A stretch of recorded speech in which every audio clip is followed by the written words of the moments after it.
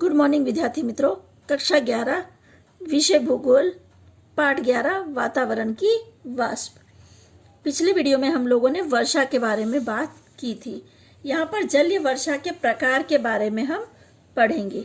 पृथ्वी की सतह पर होने वाली वर्षा ऊंचाई पर चढ़ने वाली वाष्पयुक्त हवा के ठंडे होने से होती है। वाष्पयुक्त हवा के ठंडे होने की क्रिया के आधार पर वर्षा के मुख्य 3 प्रकार किए गए हैं। पहला है भूपृष्ठ या ऊंचाई की वर्षा, दूसरा है उष्णांत नयन या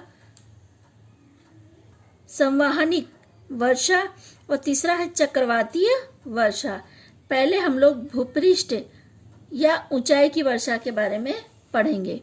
समुद्र पर से आने वाली वाष्पयुक्त हवा पवनों के मार्ग में कोई पर्वत या ऊंचे पर्वत प्रदेश आते हैं तो ये पवने पर्वतों की वाताभिमुख दिशा से टकराकर ऊंचाई पे चढ़ती हैं तथा इस ठंडी होने से यानी जो पवने हैं वो ठंडी होती हैं, इसके ठंडा होने से बादल बनते हैं और ठंडे होकर पर्वत की वाताभिमुख दिशा के ढाल पर अधिक वर्षा करते हैं और भूपृष्ठ या ऊंचाई की वर्षा इसे कहते हैं। पवने वर्षा के बाद इन प्रदेशों में वाष्प की मात्रा निहित नहीं होती है।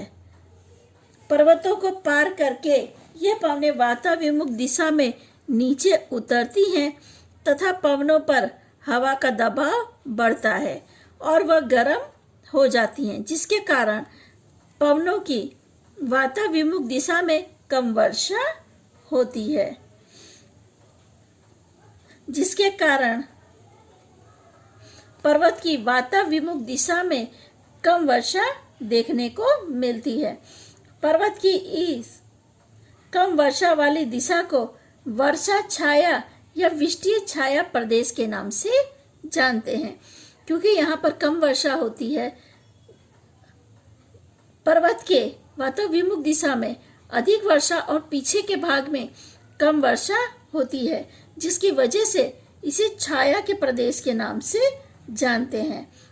भारत में पश्चिम घाटी की पश्चिम दिशा में आए हुए कोंकण एवं मालबार के किनारे के प्रदेश वाताभिमुख प्रदेश हैं।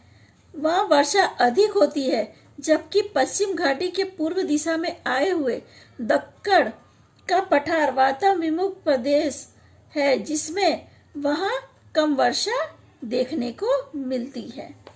पश्चिम घाटी की वाताभिमुख दिशा में स्थित मुंबई में वर्ष के दरमियान 200 सेंटीमीटर जितनी वर्षा होती है, जबकि पश्चिम घाटी के वाताभिमुख दिशा में स्थित पुणे में लगभग 80 सेमी से कम वर्षा देखने को मिलती है।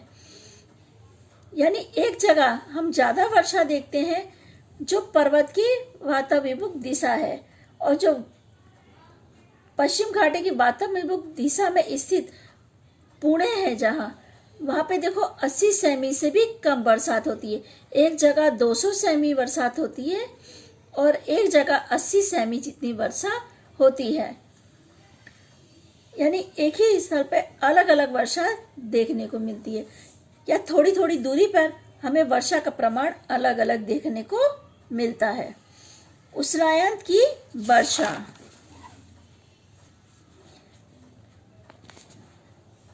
पृथ्वी की सतह पर की गर्म वाष्पयुक्त और हल्की हवा उष्णायंत की प्रवाह द्वारा ऊंचाई पर चढ़ती हैं। ऊपर जाने पर ठंडी हवा में वाष्प भी ठंडी होती है, उसका घनीभवन होकर बादल बनते हैं। दोपहर के बाद गर्जना के साथ घंघोर वर्षा होती है।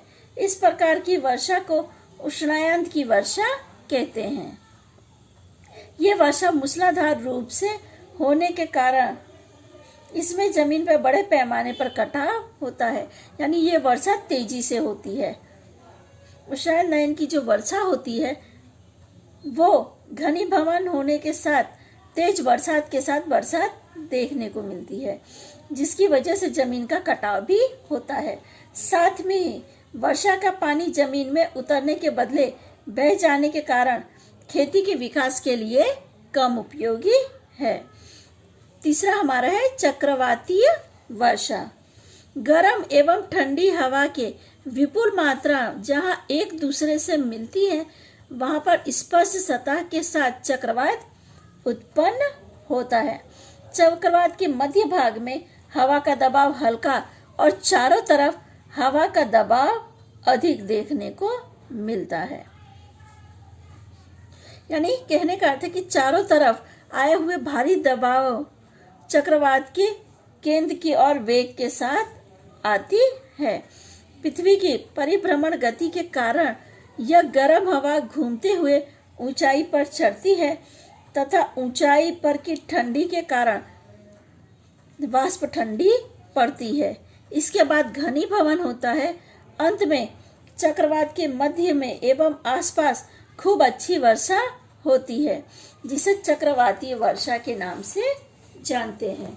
मध्य अक्षांशों के प्रदेशों में शीत ऋतु में होने वाली अधिकांश वर्षा चक्रवातीय वर्षा होती है। उत्तर भारत में भी कई बार ठंडी में इस प्रकार की वर्षा देखने को मिलती है। जो ठंडे बरसात होती है उसे चक्रवातीय वर्षा के नाम से जानते हैं, क्योंकि चक्रवात के निर्माण के साथ ही वर्षा देखने को मिलती है, जिसकी वजह से इसे चक्रवातीय वर्षा कहते हैं। इसके अतिरिक्त आज के मानव द्वारा कृत्रिम पद्धति द्वारा वर्षा कराने के प्रयोग भी किए गए हैं। वर्षा होते हुए भी आकाश में वर्षा के बादल छाए हों लेकिन वर्षा ना हो, पानी के अभाव से खेती की फसलें सूखी रही हो, तब कृत्रिम वर्षा से वर्षा करवाई जाती है, जिसे कृत्रिम रूप से होने वाली वर्षा कहते हैं। Indian institute of tropical meteorology जैसी राष्ट्रीय संस्था द्वारा कुछ व्यक्तिगत संस्थान के द्वारा कृत्रिम वर्षा के प्रयोग किए गए हैं। आसमान में घिरे हुए बरसाती बादलों पर विमान या हेलीकॉप्टर द्वारा 2 से 3 किलोमीटर की ऊंचाई पर सोडियम क्लोराइड एवं सॉफ्ट स्टोन के 9:1 की मात्रा में मिश्रण करके उनका छिड़काव किया जाता है। कभी कभी सिल्वर आयोडीन की वाष्प का भी उपयोग किया जाता है। रसायनों के छिड़काव के पहले हवा में निहित वाष्प एवं बादल के घनत्व की जांच की जाती है। कृत्रिम वर्षा द्वारा कुछ समय के लिए खेती की फसल को सूखने से बचाया जा सकता है। पश्चिम के देशों में कृत्रिम वर्षा के प्रयोग प्रायः सफल सिद्ध हुए हैं। 1978 से 1979 के वर्ष में भावनगर जिले में कृत्रिम वर्षा द्वारा 3 से 10 सेमी वर्षा कराई गई थी, जिसे हम कृत्रिम वर्षा कहते हैं, जो मानव के द्वारा करवाई जाती है। कई बार फसलों को बचाने के लिए इस प्रकार की वर्षा करवाई जाती है, या सूखे पड़े क्षेत्र में इस प्रकार की वर्षा करा के उस क्षेत्र को पानी प्राप्त करवाया जाता है। जैसा कि हमने इसमें पढ़ा था कि कृत्रिम वर्षा द्वारा कुछ समय के लिए खेती की फसल को सूखने से बचाया जा सकता है। ठीक है विद्यार्थी मित्रों, इसके साथ हमारा पाठ पूरा होता है। आखिरी टॉपिक है वर्षा का वितरण, जो इस साल हमारे सिलेबस में नहीं रखा गया है, तो इसकी चर्चा हम लोग नहीं करेंगे। ठीक है विद्यार्थी मित्रों, पाठ पूरा होता है।